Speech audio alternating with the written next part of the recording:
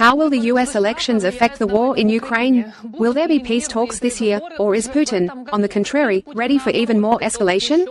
We will talk about this today with our guest Garry Kasparov. Hello, Harry Kimovich, I am glad to welcome you. Welcome. I want to start with the United States and Biden's exit from the presidential race. Harry Kimovich, was this expected for you, and how much can it change the course of the US presidential race? I have been talking about Biden's need to withdraw from the race for a very long time, and I have already spoken about it quite confidently over the past 2 weeks, because all the indicators, both official and, let's say, unofficial, which I could analyze, indicated that it was a matter of time. И официальные, так и, скажем, неофициальные, которые я мог анализировать, указывали на то, что это вопрос времени. Well, it is clear that Biden is in a state where it is impossible to conduct a presidential campaign, to govern the country at all. And the Democrats, it seems to me, have come to this conclusion. But there was a technical problem of how to do this, because after all, replacing a candidate at such a late stage is an unusual thing for America. And yet, everything was decided by the intervention of the party leadership. First of all, Nancy Pelosi played, in my opinion, a key role. Because Obama tried to behave more restrained, not taking the poor sides. And in these conditions, the Democrats made, it seems to me, the only reasonable decision to put Vice President Kamala Harris in the foreground. I would not say that I am a big fan of her talents, but nevertheless we are talking now about the need to return the electoral process to normal.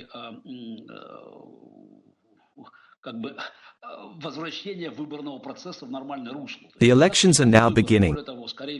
Moreover, most likely, it seems to me, in these conditions, Kamala Harris is the favorite, despite the fact that many believe that this is not the case. But the main thing that the Democrats have achieved is minimizing the risks when Americans go down the ballot. Because there is a president, a Senate, a Congress, local elections, and at all levels there were voices of despair from the Democrats, who claimed that Biden was dragging them all down. Now you can see that the numbers are really starting to change, and this means that the Democrats have a good chance of regaining control of Congress. Perhaps, although statistically unlikely, they will even be able to hold the Senate.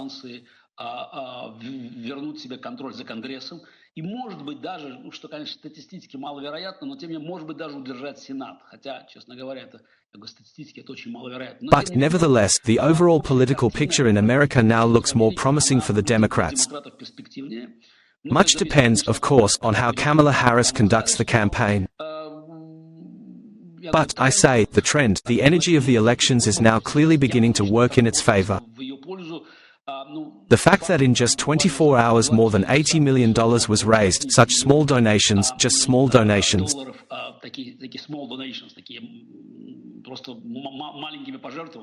and counting the $150 million that has already been given from big donors, from organizations that finance the Democrats. That is, some incredible collection, about $250 million in just a couple of days. It indicates that the party is back, this belief that it is possible to win. And we see on the other side, well, I would say, not panic yet, but, of course, complete confusion, because the whole company of Republicans was built on Biden. And all these stories with Hunter Biden, who has already been convicted, then Biden's brother, and in general the whole story of Biden, and relations with China, and this, and the same Ukrainian Burisma. That is, this whole Republican attack was based on the Biden story, on Joe Biden himself and his connection with his relative, son and other family members.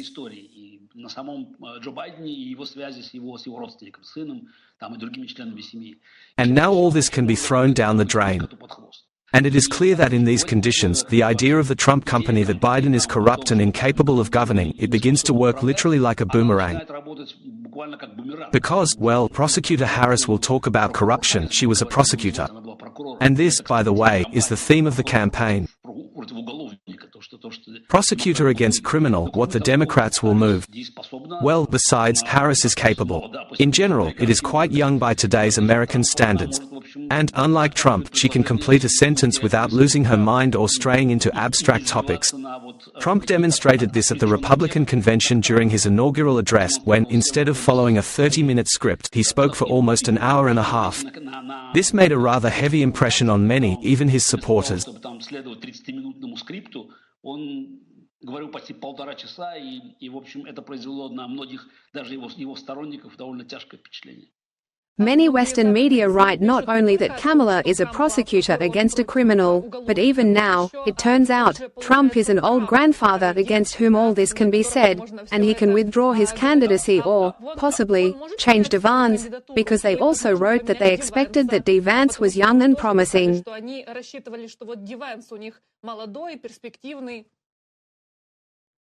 In fact, the choice of de Vance was a very serious mistake. By the way, I spoke about this. In a number of interviews, I pointed out that this was largely due to the euphoria that gripped the Republican Party and its donors after the failed attempt on Trump's life. It seemed to them that this picture, Trump raising his fist against the background of the American flag with blood on his face, was a victory. Yes, if it had been at the end of October, it would have mattered more. However, with the current condensation of events and given what happened in July, there is a lot of room for different interpretations. People gradually do not forget about it, but begin to get carried away by other events. Vance's choice actually seems to have been influenced by donors, most notably Elon Musk and Peter Thiel, billionaires from California. They have always supported Vance, but it was politically extremely short-sighted because the vice president should bring additional benefits to the president.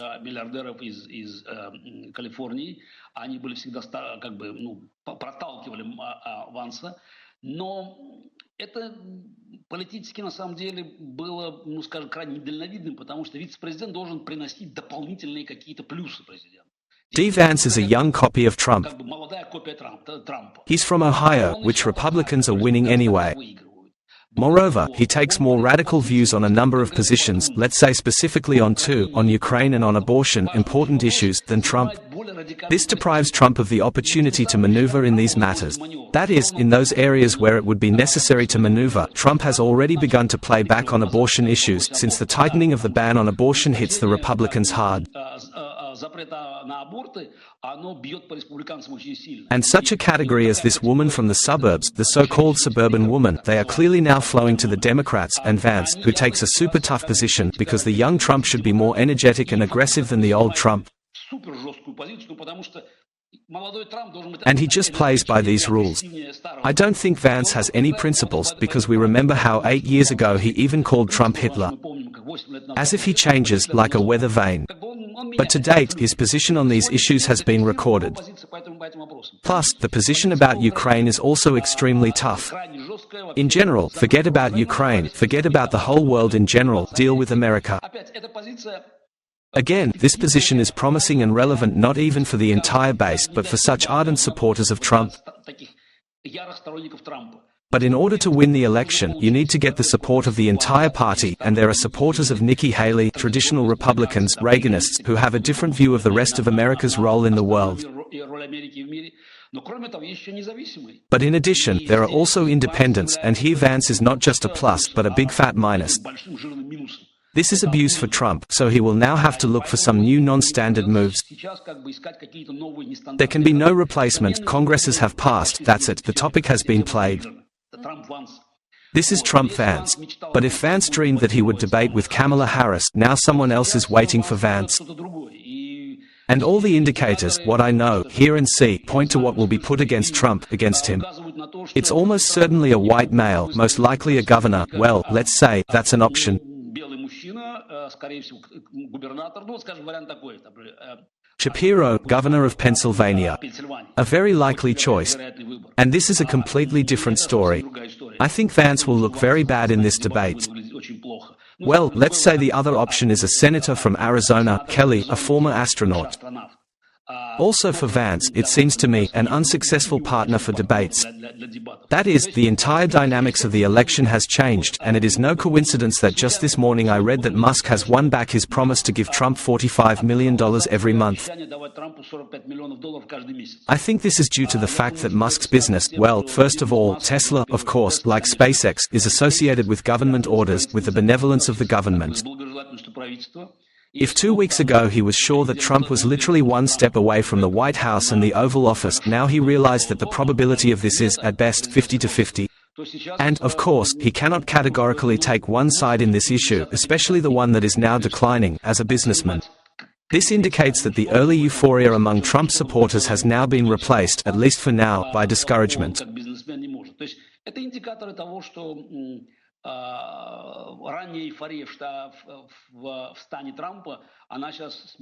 Let's see how the Republicans respond.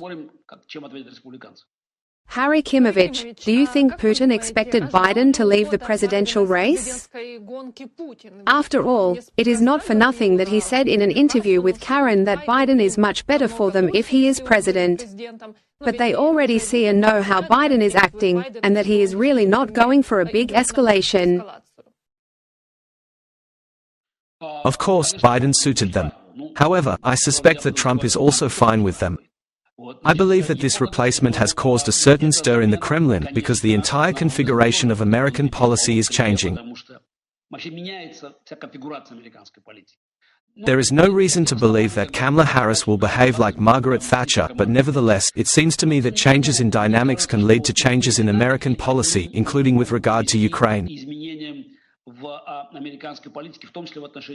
That is, I do not want to reassure anyone, but I would not consider anything likely that in the context of such a tough confrontation and the position of Trump and Vance on Ukraine, the last few months of the Biden administration, when it is already clear, Biden is already nominally, in principle, in fact, the Harris administration, a sharp increase in military assistance may begin.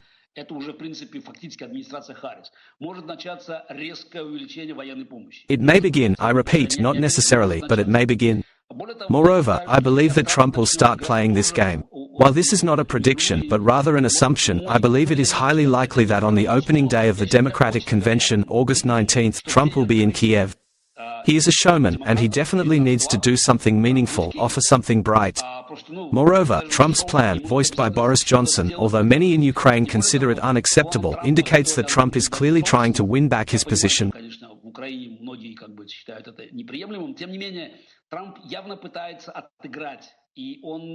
He wants to look not just like a pro-Putin peacemaker, but like a real peacemaker who will find a way, despite certain concessions to Putin, to protect Ukrainian statehood and, importantly, integrate Ukraine into the Western space. That is, this idea, I repeat, is what Johnson wrote after a conversation with Trump. Trump, I don't know, can kind of win back at any second. And yet, it seems to me that this fits well into his ideology. If the Democrats have such changes, he should also propose something. And so I believe that the idea voiced by Trump about returning to the borders of 2022, which essentially involves the surrender of certain territories, but at the same time the integration of Ukraine into NATO and the use of Ukrainian soldiers as part of NATO in Europe, looks quite in the spirit of Trump. Full integration into NATO's military structures is also in line with its style. However, it should be noted that such a proposal is absolutely unacceptable for Putin. This can create serious problems for him. And I believe this is why the Kremlin is so clearly nervous today. Because Biden-Trump is clear, but Harris-Trump is incomprehensible. And the fact that Trump is already beginning to twitch in this direction indicates that the guaranteed alignment that the Kremlin considered beneficial for itself, that is, the cautious Biden, and then, in general, the servile Trump who will negotiate with them, he suddenly changes to another pair. The unpredictable Harris in the administration, in which people may appear, there will certainly be people who take a much more aggressive position, and Trump, who will start playing along, well, that is, to earn some points, because all the same, public in America is 57% in favor of military support for Ukraine. That is, in this case, Trump must also conform. Therefore, I say, the dynamics are changing, and the Kremlin does not like it. I think that Putin is really not satisfied with the fact that both Harris and Trump can now advocate supporting Ukraine and providing even more weapons. And now we see that for the second time in a month, Russia is conducting nuclear exercises with strategic missiles. The Russian army is also gathering forces in the Zaporizhzhia region. Recently, Zakharova announced that they could also blow up the Kaniv and Kyiv hydroelectric power plants. Do you think, taking advantage of the uncertainty in the United States and while they are busy with the elections, can Russia arrange something and take some very unexpected, or rather, expected steps, but those that can really change the entire course of the war?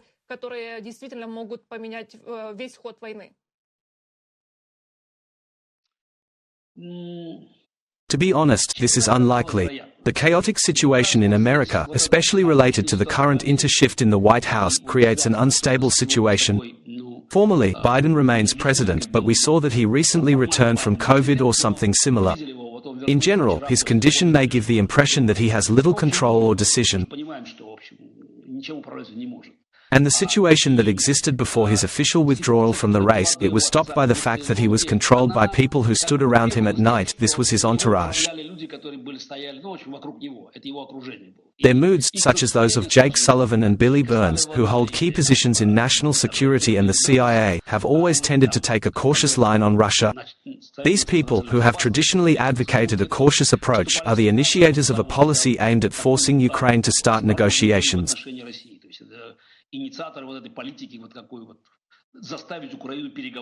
They will not have the same weight today that they had before, precisely because everyone understands whether either Trump or Harris will be in the White House. And in any case, no Sullivan, Burns will be there anymore. And in general, none of them will be there. And therefore, now, say, the dynamics of the White House's relations with, say, the Pentagon or the State Department, it is also beginning to change. And everyone is already starting to figure out what they will do. Well, let's say Trump is one story, but Harris is also another. And, in general, it requires, let's say, only flexibility. Under these conditions, some tough action by Russia, well, here I am 100% sure, will cause a harsh response from America, because Harris cannot demonstrate weakness at all. If Putin does anything good, America will have to respond. And this will no longer be Biden's issue. This will be a potential question for future President Kamala Harris, because it is obliged to demonstrate its competence. Firstly, she is a woman of color, which adds to her need to show her strength and confidence. Although she was a prosecutor, she would still have to demonstrate her coolness. If such an opportunity arises, I have no doubt that her response will be adequate. The same, by the way, in principle, is Trump. Any attempt to create such a situation now, it will give Trump the opportunity to promise tomahawks to Ukraine simply. I understand that promises are promises, but nevertheless the dynamics are changing. In general, tomahawks fly to Moscow. We understand that if Ukraine receives at least a limited number of Russian analogues, then everything will change overnight. Therefore, it is very easy to bend your fingers in Moscow, of course, to conduct some kind of exercise. The situation for the poor is an attempt to intimidate, but the dynamics in the West are changing. In Europe, for example, the dynamics are changing, we can see it. Yes, it is clear that the cowardly Scholz still remains. We understand that nothing can be expected from him, but everywhere, in all countries, the dynamics are changing. Therefore, I believe that some serious adventures should not be ruled out. Of course, the Kremlin can take any action, but the dynamics are not in their favor. However, I would never rule it out completely, because it's one thing to have a rational analysis that we're trying to do, and another thing is a completely enraged Putin who sees that things aren't going according to his script. Initially, it was planned to end the war quickly, but it dragged on and moved to another stage. As of today, one thing we know for sure is that Russia is preparing for a long-term war.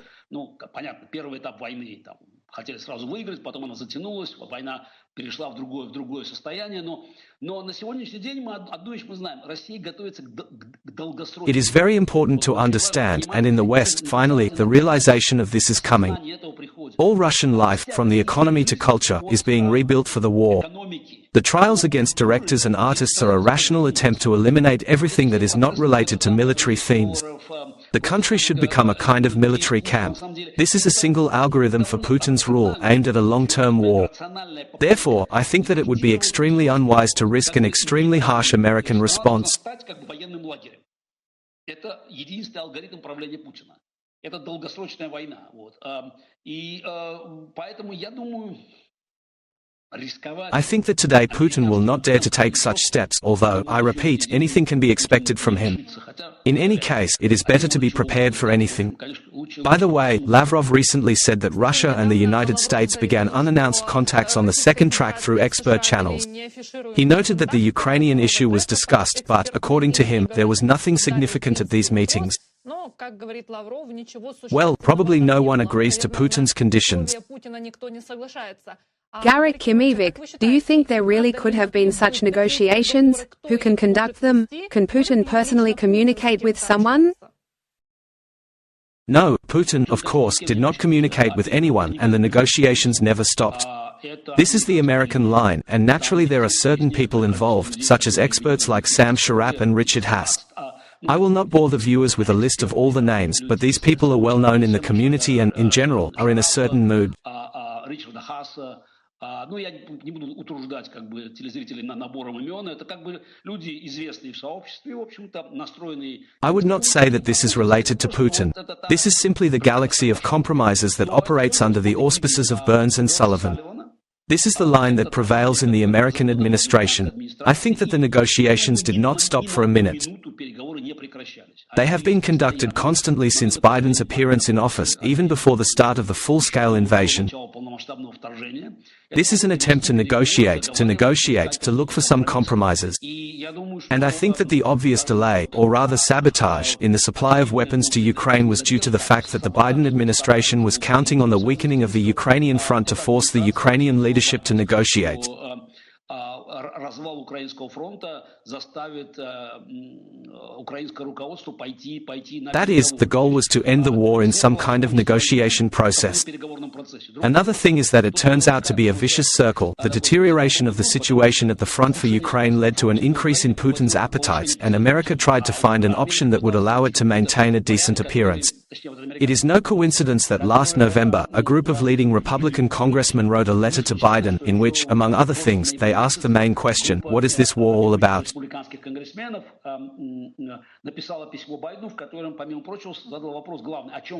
In principle, this is the most important thing that we would have talked about literally from the first day, from February 24th, but in general, what is the war for? What is America fighting for?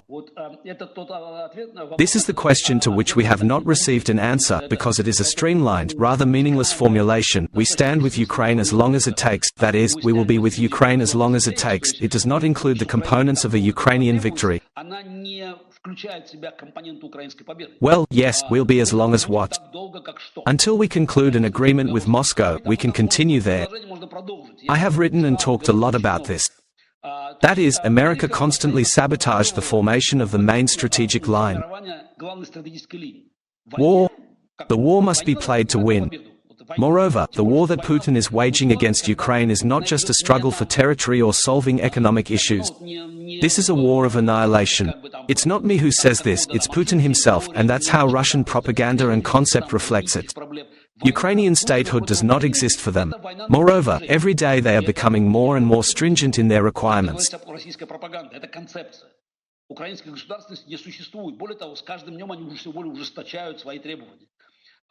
In this war, there can be no agreement by definition. What the Biden administration and many of their European partners, well, everyone who lives west of Poland, they cannot understand. It is clear that for the Poles, the Baltic countries, for the Finns, for the Romanians, all this is genetically laid. They understand this very well, what is being discussed in Ukraine. And for many in the West, it seemed that a compromise position could be found in the war. There is no compromise position. For Putin, war is a way to prolong his own power. And Ukraine is the point at which all the vectors of today's development of Russia, as I have already mentioned, from the economy to culture, should intersect. The Ukrainian war serves as a way to mobilize society and maintain it in a state of military euphoria. Therefore, negotiations, of course, are underway, and Lavrov can only deal with this, because otherwise he will not be able to do it.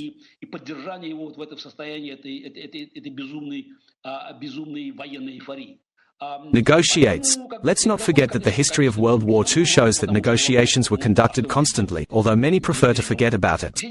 Already in 1941, Molotov tried to come to terms with Stalin, and such attempts continued in 1942 and even in 1943.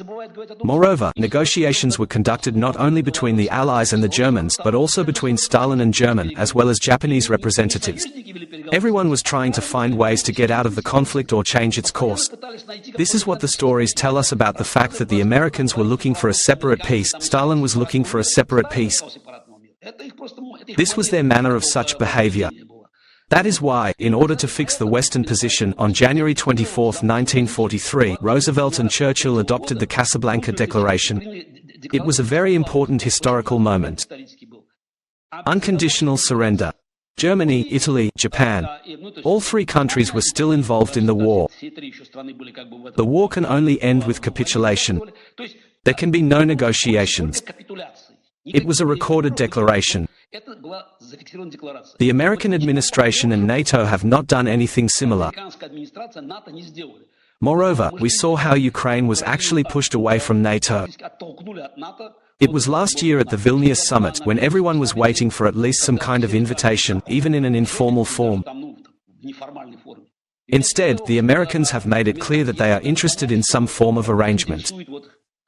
And Ukraine's membership in NATO is the bargaining chip that they want to use for negotiations with Putin. But today we are reaping the benefits of it.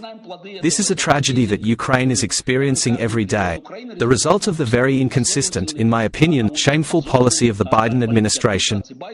And that's why, I come back, Kamala Harris will have to show now that she had nothing to do with it because she was vice president.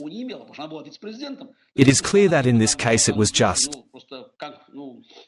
I don't want to say furniture, but it's clear that she could only voice what she was told. That is, it is clear that the vice president cannot but have any political right to oppose his boss. It is possible that now she will need to demonstrate toughness and find options that will help distance herself from Biden's failed policies in order to press Trump.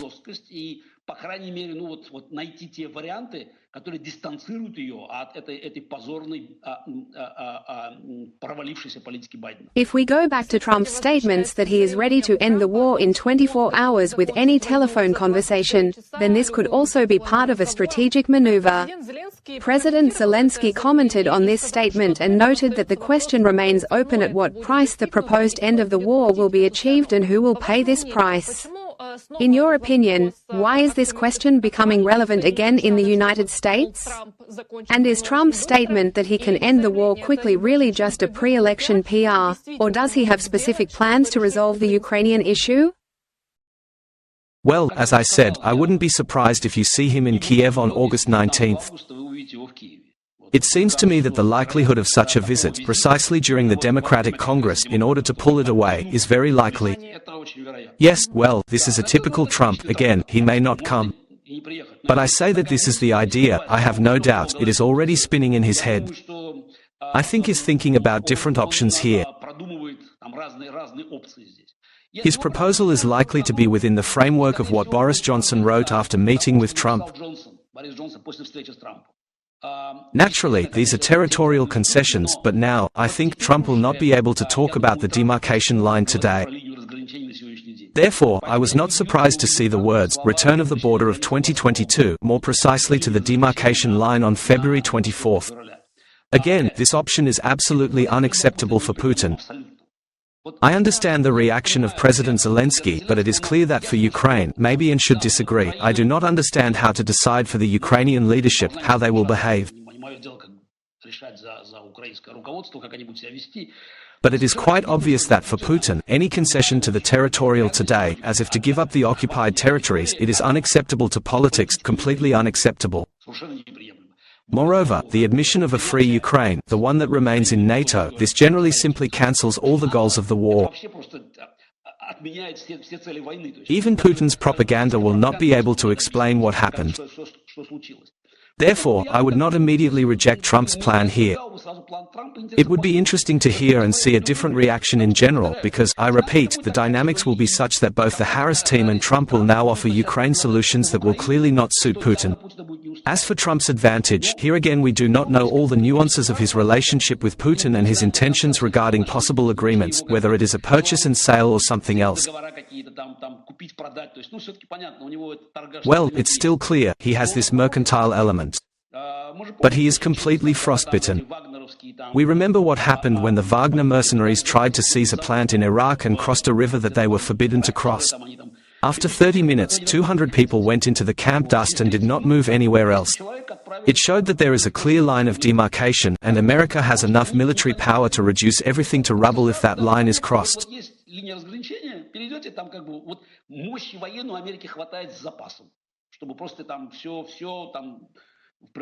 It is a pity that in Ukraine they do not make it clear to Putin that he cannot be dealt with in one day. Here is the most interesting thing.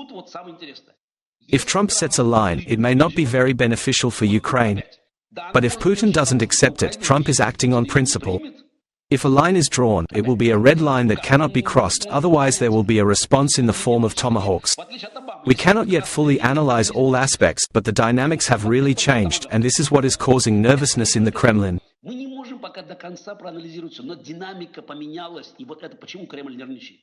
And I just feel it subcutaneously that now it's a different story. That is, instead of Biden, a trembling, well, completely senseless person, some kind of mummy, life began, the Democrats had life. And Trump must react. Trump is reactive in this regard. Therefore, for Ukraine as a whole, this is very good news. That is, it may not be immediate military support, but I think that now the situation will improve precisely because they will try to prove that they are the true leaders. That is, Trump, Harris, they must do something, show that American leadership has not gone anywhere. America is here, America is here. America, in general, will not allow Putin to do some things. Moreover, Trump is constantly accused of playing along with Putin. So, based on Trump's logic, he will need to do something to show that he is not Putin's sycophant but the real leader in this mafia structure. I repeat, let's wait and wait with great interest for August 19th, when Trump can surprise him with a visit to Kiev. С большим интересом буду ждать 19 августа и сюрприза в виде Трампа в Киеве. It's just interesting, you say that Trump needs to show that he does not play along with Putin, and he makes a statement that he is ready to lift sanctions, that sanctions interfere with him and in general they were imposed incorrectly against Russia. Can we say that in exchange for sanctions, before the lifting of sanctions, restrictions, he can demand from Putin the withdrawal of troops from Ukrainian territories to the borders of 2022? Of course, this will be a bargain. Trump will bargain there. For Trump, all these sanctions and borders matter, but the main thing is to demonstrate that his plan is not pro-Putin. It is clear that the 2022 border is part of Trump's plan. Such an approach could put Putin in an incredibly difficult position. Граница 22 года, это, я думаю, что часть плана Трампа. И это может поставить Путина в... Because, yes, of course, you want to lift some sanctions, and Trump should not be angered. И Трампа нельзя злить. And on the other hand, he cannot accept it. This means, let's remember the map of the year 22, February 24th, February 23rd. These are all Putin's achievements, all these illegal referendums, the inclusion of 4 regions of Ukraine into Russia. Well, they have already forgotten to consider Crimea as their own.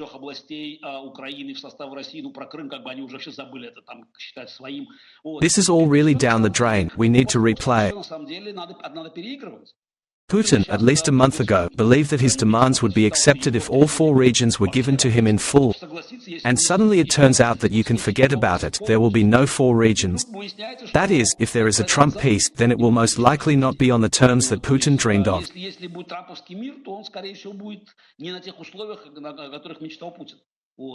So I say, let's wait, but I have no doubt that the dynamics in the last week have changed in favor of Ukraine. The hot phase of the war may end before the end of the year, Zelensky said in an interview with the BBC, and he suggested that it would not be possible to return all the territories by force as a result of the war. But he says that the power of diplomacy can help us in this. The power of diplomacy works, but the main thing is that our partners help bring Russia to the negotiating table. Can the power of diplomacy really help? And in this context, I want to recall the visit of our Foreign Minister Kuleba to China. The fact that the PRC invited him is a signal of China's readiness to start a dialogue. Well, China's position here is multi-layered. Just as there are nesting dolls in Russia, so in China there are multi-layered phrases, the true meaning of which is quite difficult to understand. You need to understand each element to catch the whole context. Истинный смысл содержания довольно сложно, то есть надо там докопаться, что там в последнем иероглифе будет. China unconditionally supports Russia in this war, although it acts more covertly. China is a key player that hides behind countries such as North Korea or some Central Asian states. China's interest lies in continuing the war to weaken Russia and the West, which changes the geopolitical balance in China's favor. China seeks to play a more important role, as the Taiwan issue remains relevant and there are China's territorial claims against Russia, including the gradual absorption of Russian territories in the Far East and Eastern Siberia. This is a long-term Chinese plan.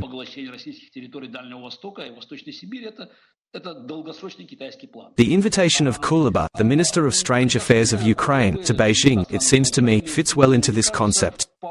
China wants to play an important role. It is no coincidence that China has demonstrated its interests. The joint Sino-Belarusian exercises on the Polish border are much clearer to send a signal. It is clear that the Chinese units were small, but the very fact of their appearance on the Polish border shows that China considers Eastern European issues as part of its big geopolitical game. China seems to have its red lines, and I believe that the use of nuclear weapons by Russia is impossible because Beijing will not allow it.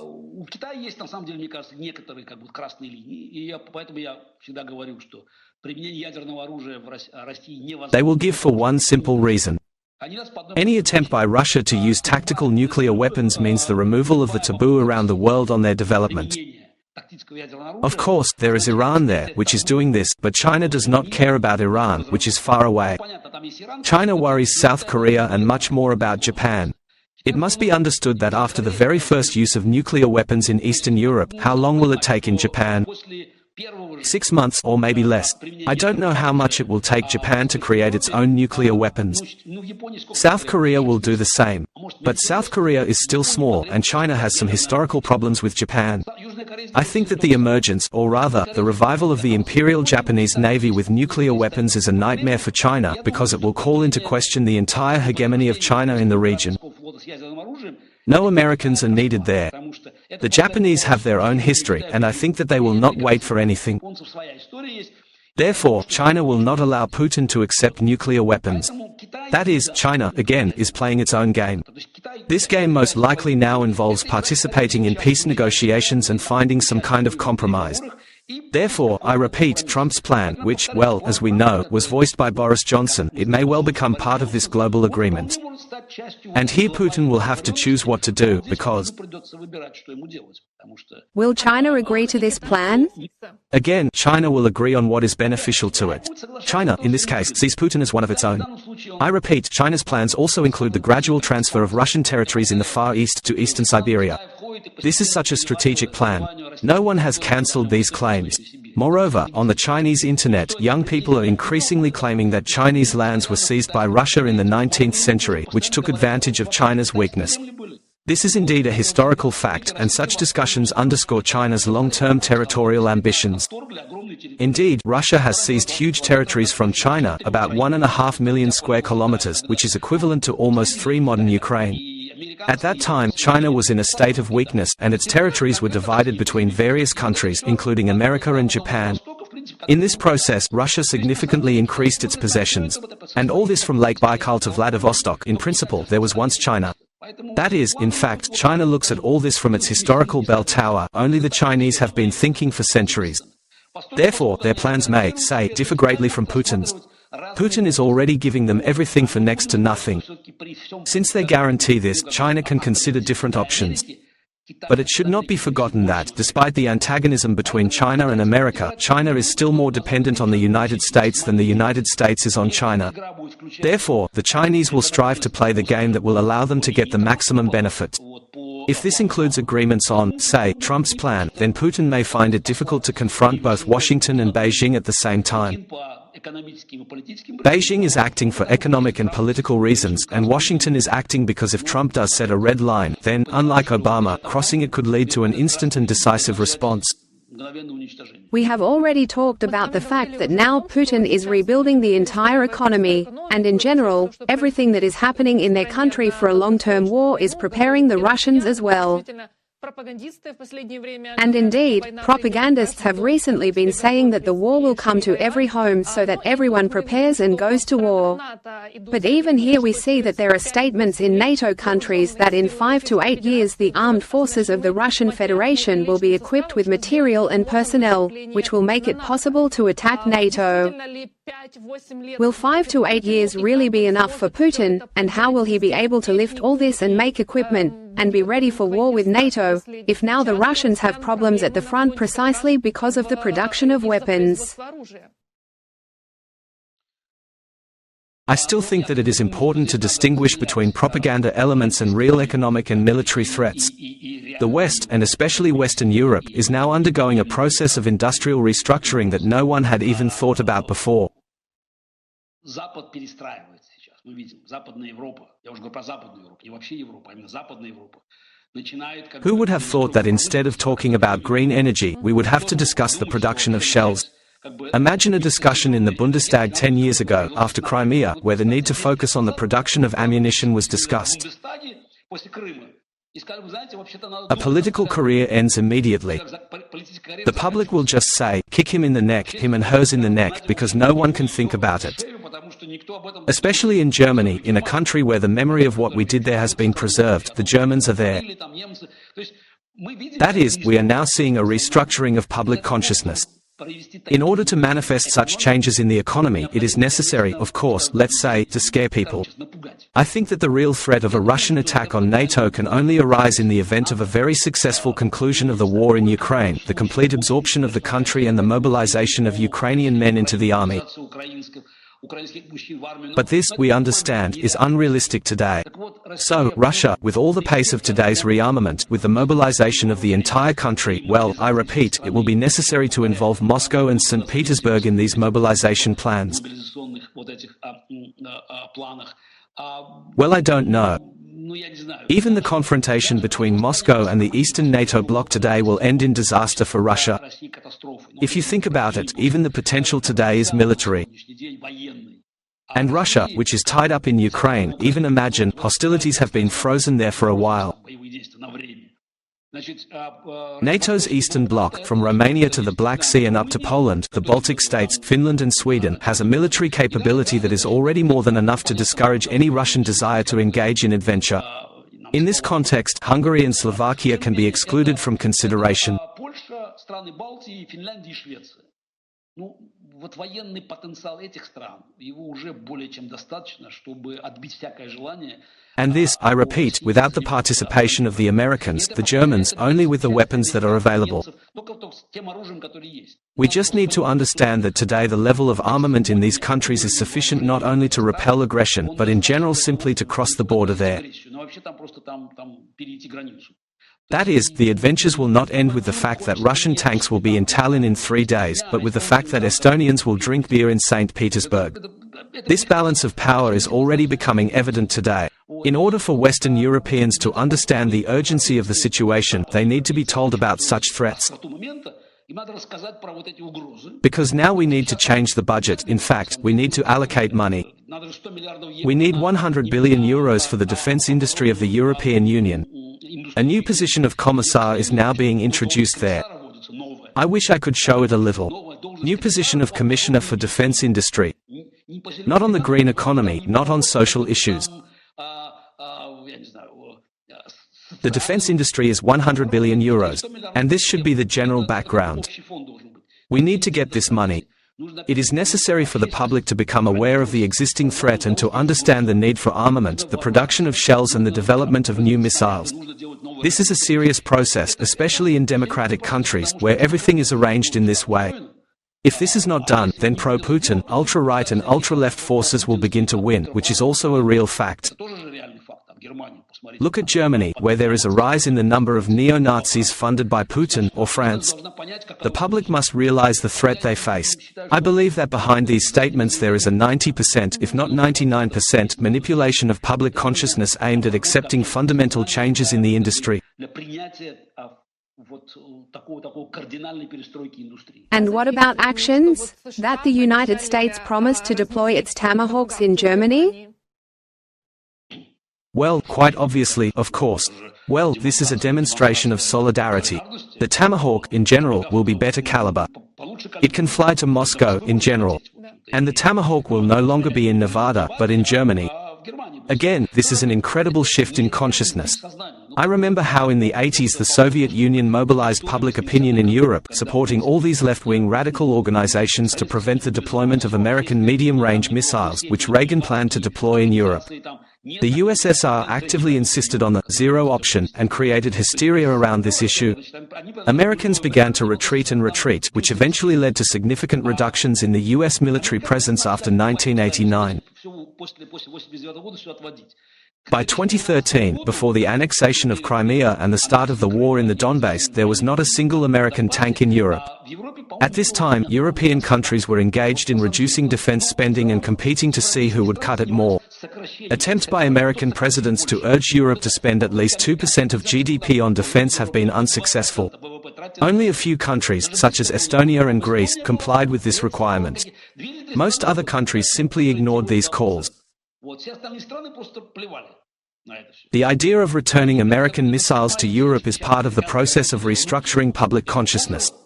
This is certainly a great achievement for Putin, as the deployment of Tomahawks in Germany and the potential deployment of such missiles in Poland changed the strategic situation. The range of these missiles is significantly different from what we see with current systems, and they pose a more serious threat. These missiles, similar to the Kalib but in more powerful versions, create a whole new level of military tension.